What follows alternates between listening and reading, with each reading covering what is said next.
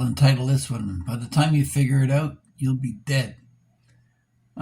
If you enjoy the content on our channel, please don't forget to like and at your option, share and subscribe.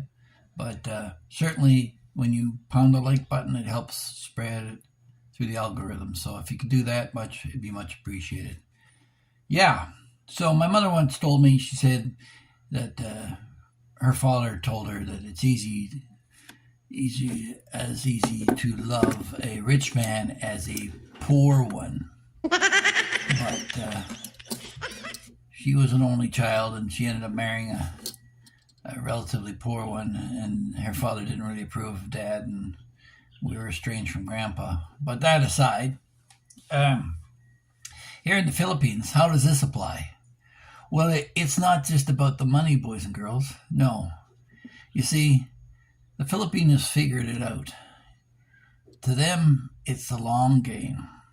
Yeah, there's a short game scammers, like you send them money overseas, and for a year or two, maybe they're going to build you a house or whatever, play that game, and they bail on you later on. But the long game is that every Filipino wants to have babies, and pretty much every Filipino wants to be seen as successful as easily as possible within the family. So, it's not just about the money, because at the end of the day, they want to have their children and be done with it and not have to be babysitting some old man who's lingering around in their senior years. So if she marries a Filipina guy, say she's a young girl, 20, 25 years old, and as 25 becomes 30, the pressure is on because she knows her best childbearing years are going to pass her and she'll be considered an old maid and have to live being auntie for somebody else. No, she wants to hook in someone who is a little older, simply because if she's 20 and she marries a 20-year-old, when she's 65, he's 65. And at 65 in the Philippines, an old man is an old man. So basically, she's going to be his healthcare provider, and it's an extra burden for her.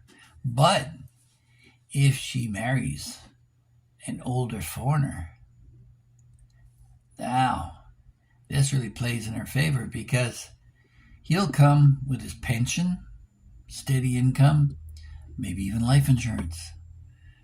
But certainly he'll be more likely to have assets at the outset of the marriage than some struggling poor Filipino boy who's trying to make ends meet and hold it together. So the short route, the fast route, is to find yourself a foreigner, an older foreigner, so that by the time, if there's a 20-year age gap relationship, by the time she's 50, you're 70. By the time she's 60 and ready to retire herself, you're most likely to have kicked the bucket. So she can relax in her senior years with her children around her and pay homage to their dead father buried in some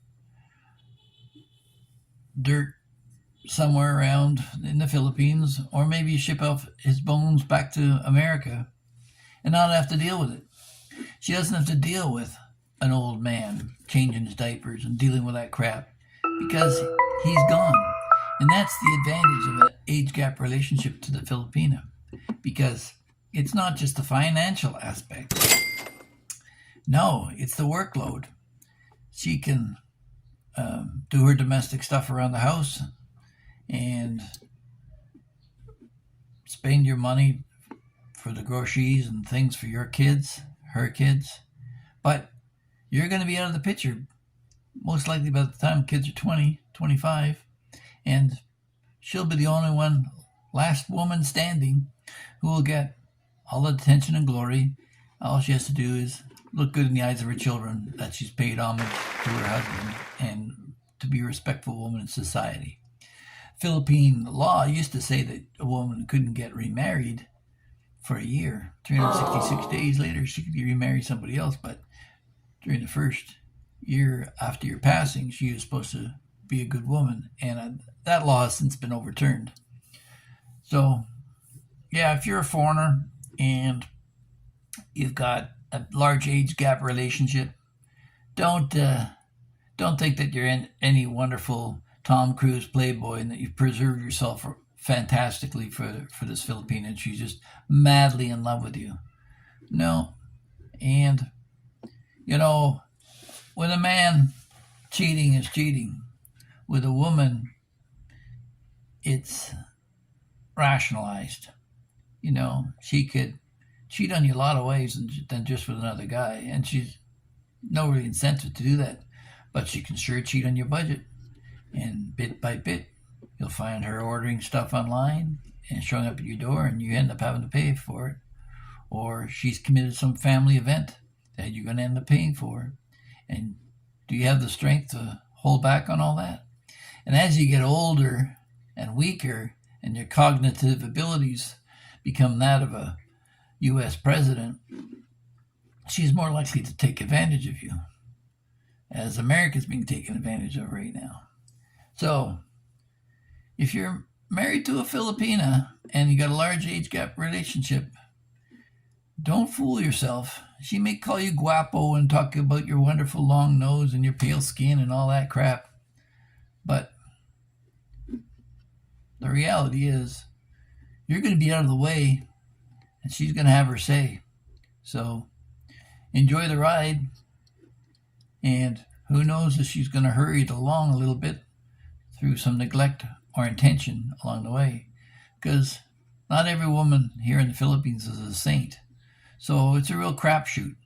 So the young Filipina, if she's got any savvy sense, is playing the long game.